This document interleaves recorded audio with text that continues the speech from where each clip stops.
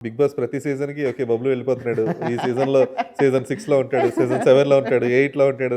మొన్న 9లో గూడా అవును. అసల ఓకే. బబ్లు వెళ్ళిపోతున్నాడు. ఇంత రెమ్యునరేషన్ ఇలా ఇలా అని 9 చెప్పేసి అయితే హైలైట్ అన్న. 9లో అయితే మాత్రం ఇంకా యూట్యూబర్స్ ఆళ్ళు ఎలా రాసుకున్నారంటే బబ్లు కన్ఫర్మ్ ఫిక్స్. వారానికి ఇంత తీసుకుంటున్నాడు. సో, ఆళ్ళంతా అన్నారు బబ్లు ఇంకొంచెం ఎక్కువ అడిగితే వాళ్ళు కూడా ఇచ్చేస్తారన్నారు. ఇంక ఫిక్స్.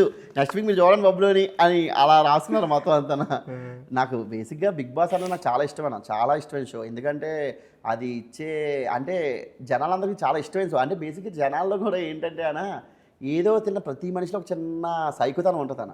ఇప్పుడు ఒక ఇద్దరు కొట్టుకుంటున్నారనుకో మనం చూస్తూ ఉంటాం. ఆళ్ళు ఏమనుకుంటారో సో, ఇలాంటివి ఎక్కువ జనాలకు నచ్చుతాయి. కాపోతే ఏంటంటే 'బిగ్ బాస్' వద్దనుకోవడానికి one of the main reason ఏంటంటే నేనది కాదు బేసిక్‌గా.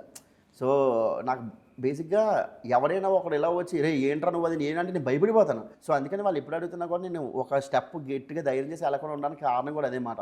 అమ్మో! ఎందుకురా మనం ఇప్పుడు చేసుకుంటున్నాం కదా! అంటే ఇప్పుడు అంటే ఇప్పుడు ఏ మనిషికైనా సరే కన్ఫర్మ్‌గా కోపం ఉంటదన్న. అన్ని యాంగిల్స్ ఉంటాయి. ప్రతి మనిషిలో ఉంటాయి. ఇప్పుడు నా కోపం అన్నది నేను ఎవరికి చూపిస్తాను? ఇంట్లో ఉన్న ఫ్యామిలీకి చూపిస్తాను. లేదా నా ఫ్రెండ్స్‌కి చూపిస్తాను. ఇప్పుడు ఇదే యాంగిల్ తీసుకెళ్ళి నేను 'బిగ్ బాస్‌లో' గాని పెట్టానంటే జనాలు ఏమనుకుంటారో తెలుసా?